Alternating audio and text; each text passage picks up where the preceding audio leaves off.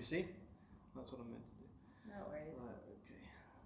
Okay, and one more time. 3, 2, 1, off we go. Welcome back to the Chef JKP podcast, and today we've got a very, very special guest, Chef Vanessa Bayma.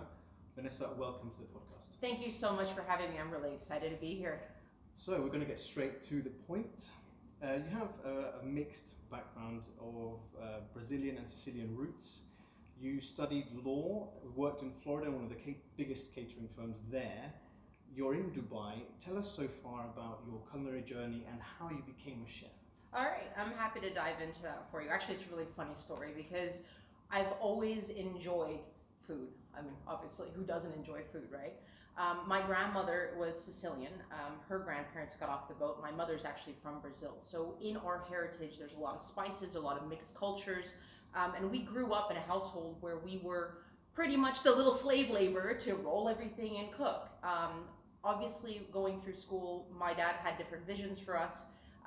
We were taught to have professions, doctors, lawyers, whatnot. So I was currently working at a law firm, and they were paying for my night school and my night classes. I had reached up to becoming a paralegal, and it was fun and everything, but a friend of mine one day just comes over, and I'm maybe 18, 19 at the time, and you know, you work at mom and pop pizzerias growing up in the United States anyway, so that's kind of a common thing. You know, you either work at a grocery store or in the kitchen.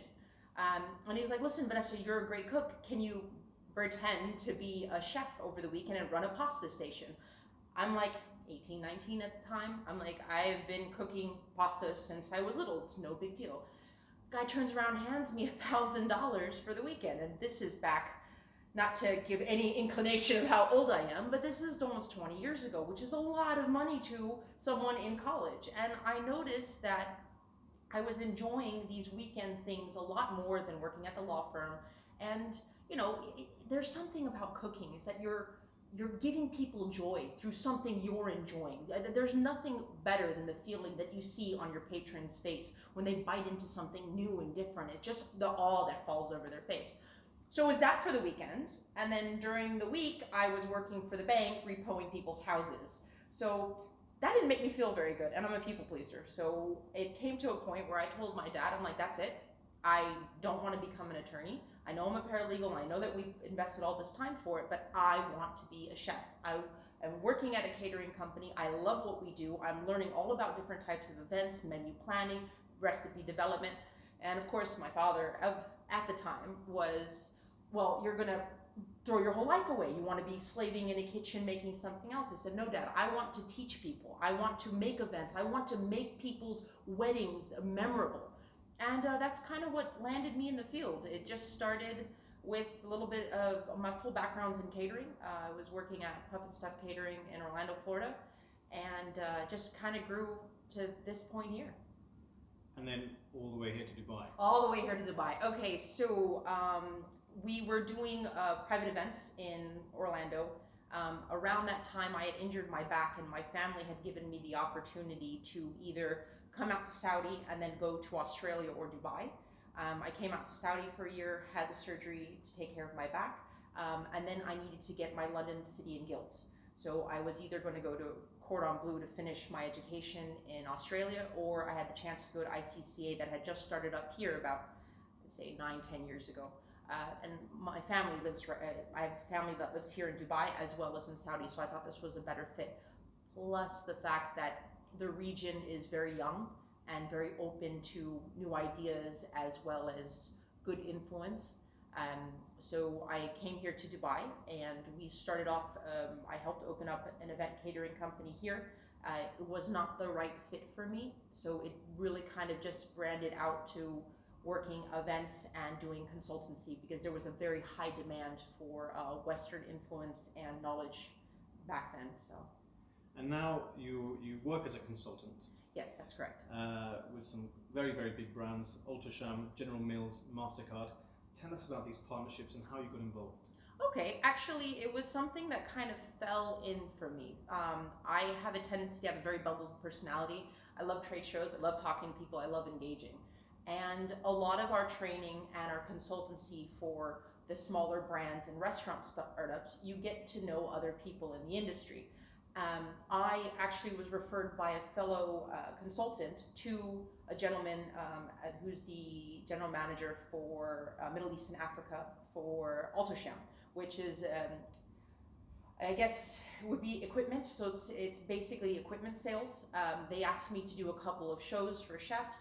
Everybody liked it so much. I ended up flying to do trainings around the world. So South Africa, been to India for their trade shows.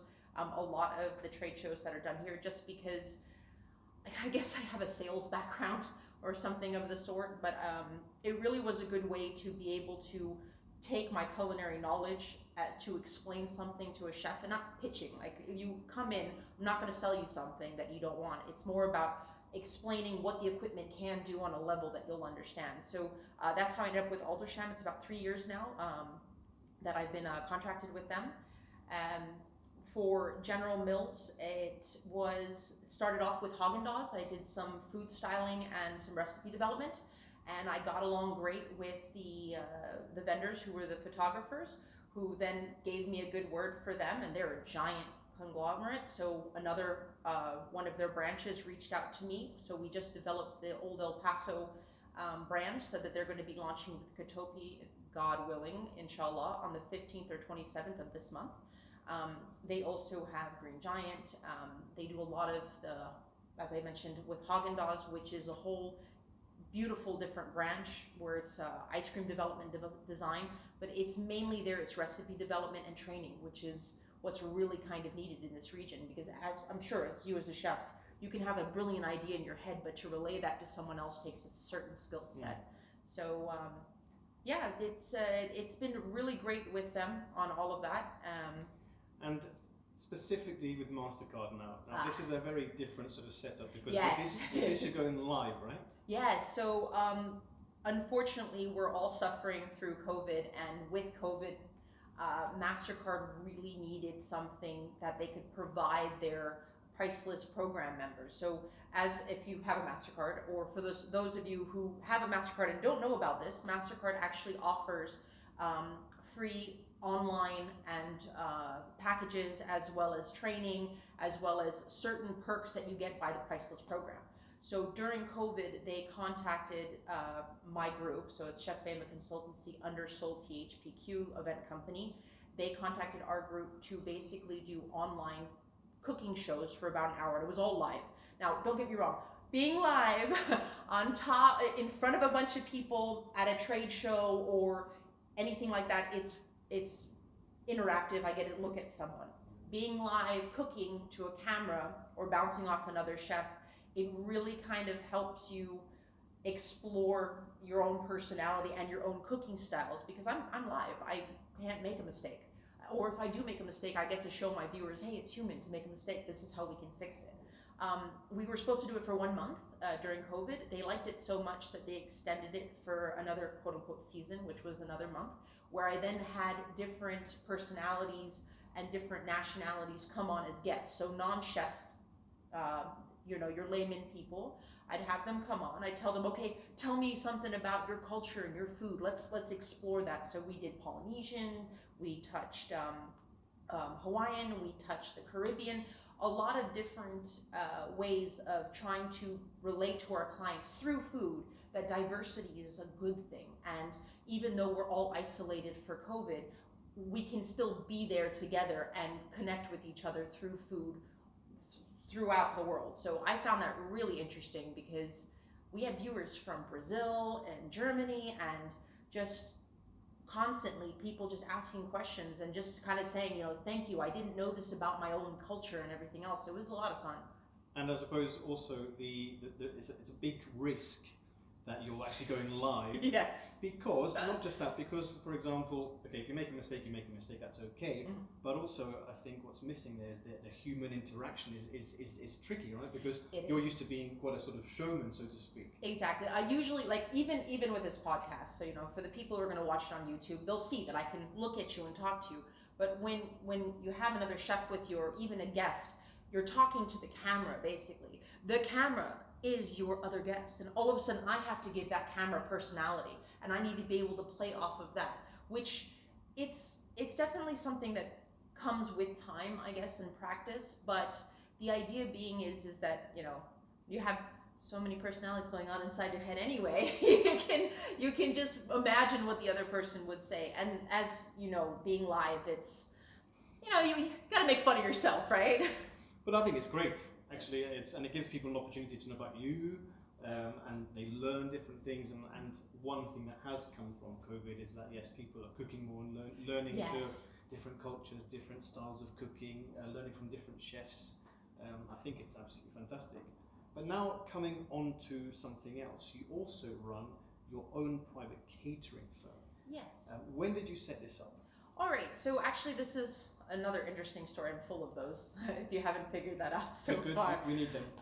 So basically, it started with private chef work. So we call them personal chefs. A private chef is on your visa, it's on your payroll. Personal chefs, so it started off where I would have a client that asked me to come in and cook on his yacht for over the weekend. Or I'd have a client that would fly me every summer, besides this last summer, I'd fly up to the Med to go on the yachts and either train the staffers there or work on the yachts.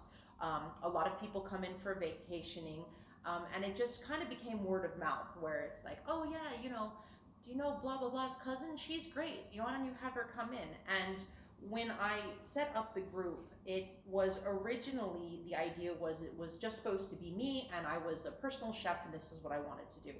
And then I noticed that a lot of my colleagues, they also did this side work on the side, all right? And they're fantastic chefs. I mean, no one's gonna come to me to cook Indian food, right? But, you know, Chef Amar is fantastic with Indian food.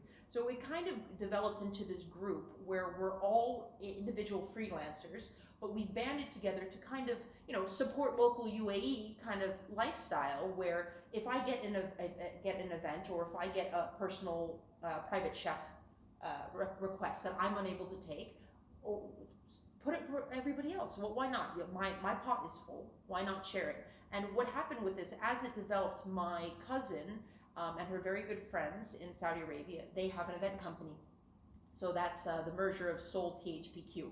So they turned around, and every time they had anything that required food and beverage, who do you think was the consultant? So it came to a head, and it was like, all right, Vanessa, this is enough. Why don't you just come underneath us, and you can run your own, you know, event aspect of food and beverage. You can do your consultancy, and you can do your private chef works. And when we have these massive events, for example, Middle East, or anything that's just way really big, you need your different departments to run everything. They just kind of absorbed our operation. So Chef Bayma Consultancy has been running for about 7-8 years. We've just in the past couple of years, we've now been absorbed officially with Seoul THPQ, which is fantastic. I have to say it's probably one of the best things, not only for us, but for the other chefs in our group, because you've got some fantastic chefs on that lineup, though. I saw the team, and it'd be great if you spoke about these guys, because they're really fantastic. Yeah, I'm happy to talk about these guys. So once again, we're all independent chefs. So the way that we're structured is, if something comes in, we offer it to the chefs, whoever want to pick it up. So Chef Roberto is with us. He's one of our main collaborating partners. Fantastic guy, 2 times Chef of the Year award. He has his own YouTube as well. He's doing consultancy. He's a fantastic guy. Taught me everything I know about Peruvian food. Love him to death. I've got Chef Amro, who is the vice president of the Culinary Guild.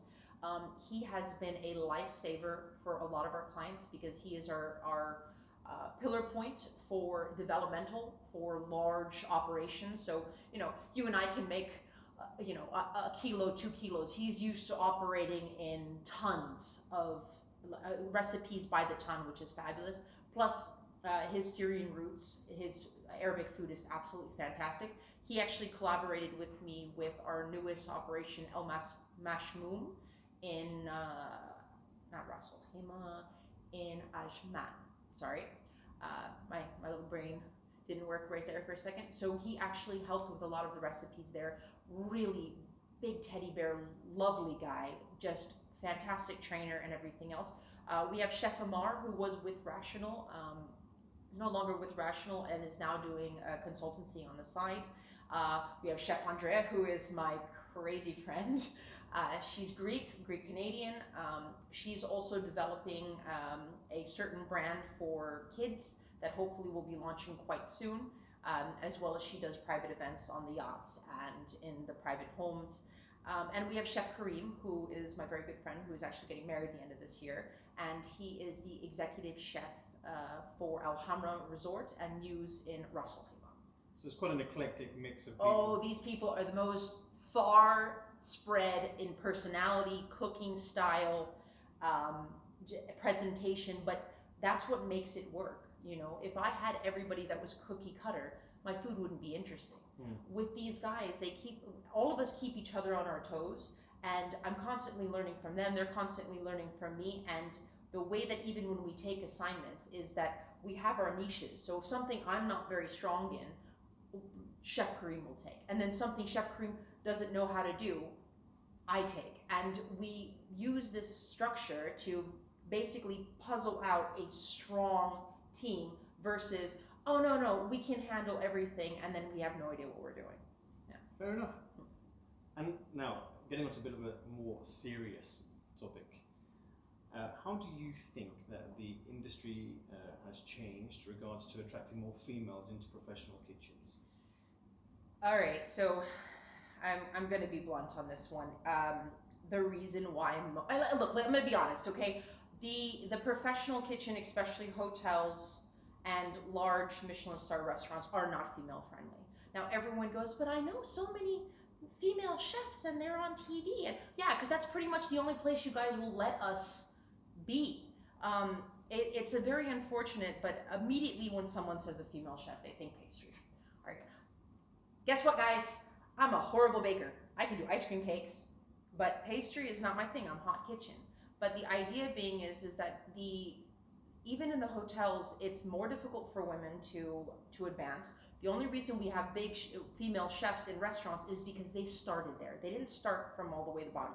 I started washing dishes and worked my way up. And as soon as we hit with the, I'm not going to name the event company, but back in Florida, okay, it was, no, honey, you'd be better as the event manager. Why don't you be a server? Why don't you be this? You know, we'll leave the boys to the kitchen. And at that point, it's like, okay, I'm sorry, but you know, you trust your mom and your sisters to cook for you and your family, but then we don't know what we're doing in the kitchen. Oh, you're too emotional. Have you watched half these guys on TV? I'll give you a question. Sure. What do you think that the industry can do better to attract more females coming into the kitchen? Because I think it's needed, but what do you think, or what can they do? I actually think that question is a very good question, and I actually have a very unique answer for that. Instead of just focusing on how to make it more comfortable for a woman in a kitchen, it should be retraining the mentality of what a kitchen brigade is. Okay? These guys still are under the assumption, look, you grew up with it as well. I worked in restaurants before I decided not to go back. You work 14, 16 hours, that's the name of the game. No overtime, no pay, no praise. All right, well that makes for a very hectic and aggressive environment, all right? When people are hot, because it's not hot in your kitchen, you get out. It makes for a very hot, irritable situation. So if we're able to go ahead and put more of a focus that chefs are people as well, you know, let's give them praise when it's needed. Not, you know, the one guy who's really good at the salad station or really good at the fry station, we're never going to give him a promotion because I need him there. This is not the way to do it, because what this does is it builds resentment, it builds animosity, and then that just kind of attacks in the kitchen. And you know, at the end of the day, if it's for a woman or for a guy, the idea being is that we need to reevaluate how our brigade mentality is. And that's the most important thing, is so that people feel valued. The only reason most of the women jump out of it, the only reason most of the women jump out of it is that they can get recognition. You know, if you are a consultant, people are coming to you for your actual opinion. I'm sure you've been in a kitchen and you're like, chef, maybe we don't, no, you do it this way. And it's like, all right, well, you know, I'm Italian and you're not Italian background, but my grandmother used to do it this way and this is the way it works better. Can I show you? And I think that really that we need to focus more on training people to work better together. Let's put it that way. 100% agree. I think that's an amazing answer. The more I talk to like-minded people, chefs specifically, nowadays it's all about the team and actually getting more people involved. And yes, absolutely right. I've been in kitchens where I've tried to say something to the chef and I've just been smashed. So I'm feeling you there, and I think that the advice is fantastic. So really, we do need to listen to that. Now, one thing that everybody comes on here, they need to tell me their amazing and incredible culinary heroes. 3 specifically. Who are those for you and why?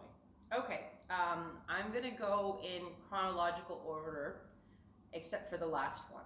So basically, when I was still a kid and working in the catering company part-time, Wolfgang Puck opened up a restaurant in Orlando, Florida. And I used to watch him on TV, and I would think that he was so elegant.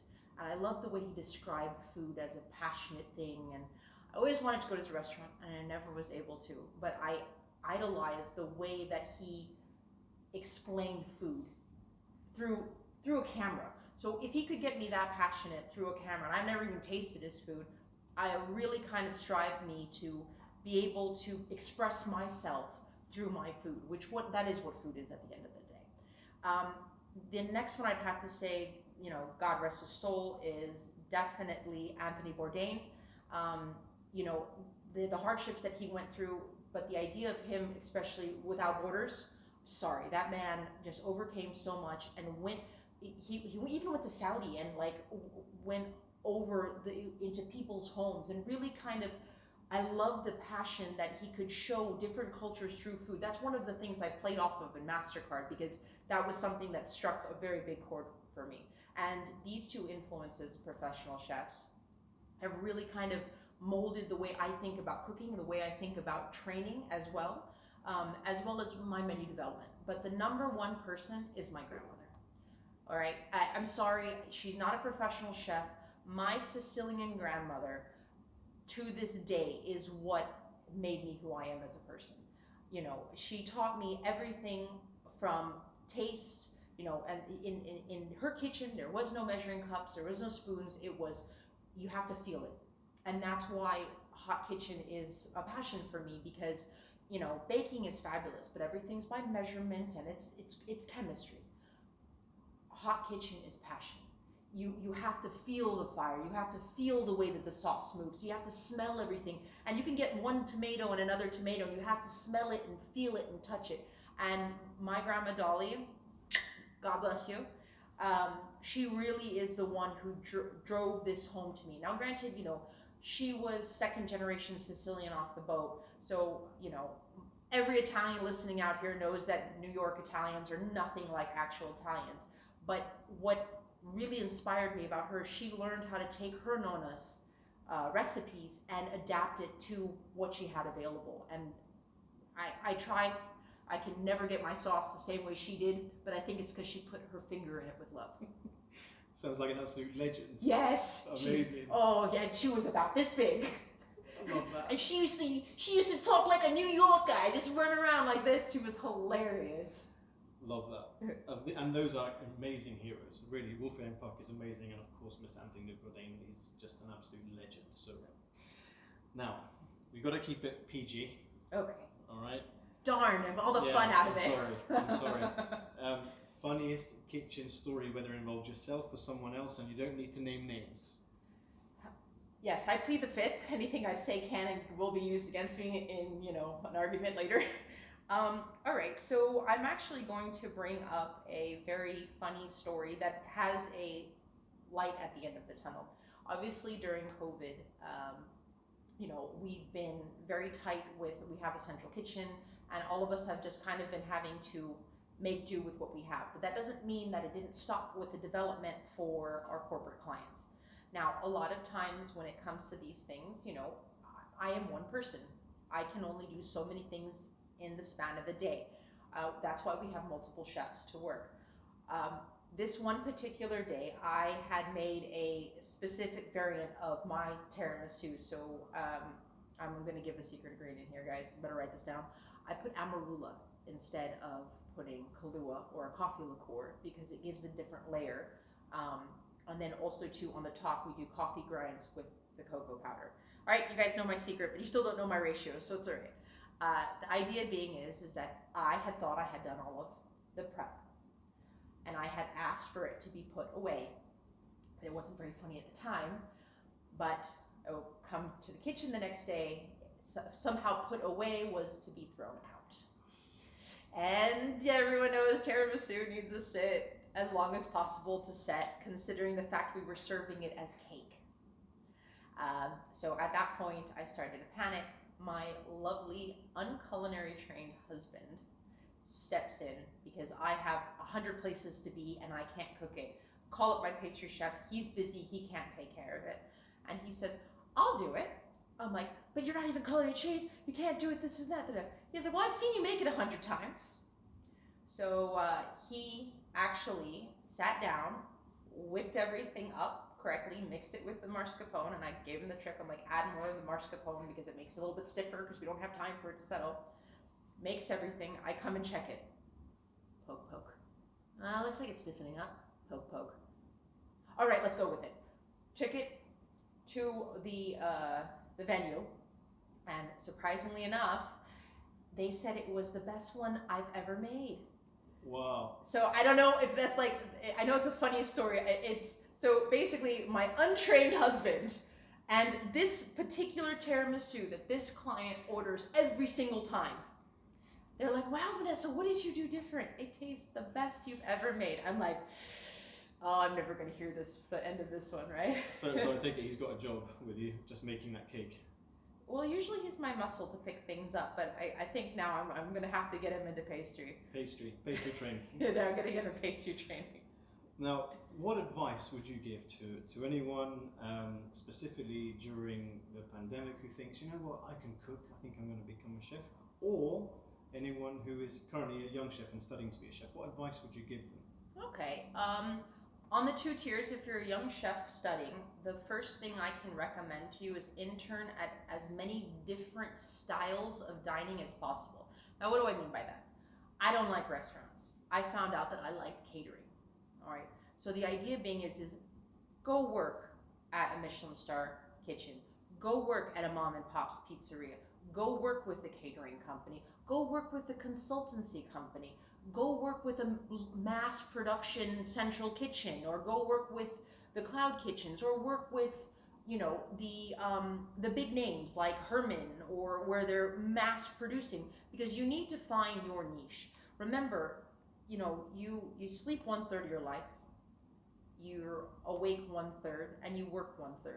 You might as well enjoy what you're doing. So you might like cooking, but a lot of chefs burn themselves out by doing the route they don't like. I mean, I don't like pastry. I can do it, but I don't want to do it. It doesn't make me happy. I don't get the joy out of it. So try to find out where your niche is and then pursue a career down that path. Now, for our young bread bakers at home and everyone's like, wow, I make amazing cookies. My friend said I should open a restaurant. I am very happy for you. I am. My #1 bit of advice though is, guys, remember, it's not just baking the cookies, all right? You're starting a business where about 75 to 80% of all food and beverage outlets fail, right? So the first thing you're gonna wanna consider is that if you have a great recipe and you like doing chocolates, or if you like your little cupcakes, the first thing you need to do is get together with a professional consultant or a chef that knows the business so that he can help you with your food costs. He can help with the right launching, because look, let's be realistic here. We're very blessed to have cloud kitchens like Consultancy and central kitchens, but you have to remember the ratio and margin when you're making it at your house, right? And then you just add 10%. Oh, I made 10%. You're not considering the licensing, the costing, the loss, the marketing. It's a big thing to bite, and you don't want to lose the drive that you're having by cooking, right? So it's always best to consult with someone, and they can find the right fit, whether you open up your little bakery shop, or you go through a central kitchen, or you develop the recipes and sell it to a certain restaurant with your name tag on it. There are plenty of possibilities, but just keep in mind that any one of these ventures, you really need to speak with the professionals about it at the end of the day so that they can guide you so you're not disappointed. That's amazing advice. Thanks. Because so many people fall into that trap, not understanding what really goes into it, and it's very, very difficult to sort of come out the other side. Now, with all of this advice that you're giving, which is super interesting, where can people get hold of you or find you? Okay. Well, we have a website. It's www.chefbayma.com. We have 2 tiers to the website, so you can immediately go to the Consultancy or you can go to the Private Chef Works. We have collaborations with multiple restaurants here in Dubai, Amazon, Al Mashmoum, Gypsy Cafe. So our menus run from left to right, anything from vegan to Brazilian street food. But if you really want to reach out to us, you can follow our Facebook or our Instagram. Instagram is chef_Bayma, or just give us a shout out. We're here. We always answer questions for free, and we always put you in the right direction. So even if you want a cook to come and cook for you, we will find you an inexpensive cook. We just want people to be happy at the end of the day. For the events, though, you can contact through chefbayma.com, and we will, if it's a very large event, we will then pass you on to Seoul THPQ. Perfect. Now we're going to recap, because there's so many things. It's been a really interesting interview. Your roots, Brazilian and Sicilian, what a mix. Oh, yeah. This is amazing. A lot of passion and flavor in the kitchen, let me tell you. Absolutely, absolutely. Then working with the big brands, this is really fantastic to get to understand these brands and how they work. Then obviously running your own kitchen and catering company, plus your thoughts on women in the industry, which is very, very interesting, and I think people need to understand and prick their ears up, because this is very important now. Your culinary heroes are fantastic, and of course your grandmother, what a legend. Funniest story I really like. I don't know if my husband's gonna like that one so much, but we'll get his feedback later. He played the hero in the end. He did. I mean, it wasn't funny to me at all when it happened, but looking back, it was a ha-ha moment because I didn't think he could do it. And the advice for everyone, and I think it's really fantastic. So Vanessa, I just want to say on behalf of the Chef JKP podcast, thank you so much for coming on, and it's been absolutely fantastic to have you here. It was absolutely my pleasure. Thank you so much.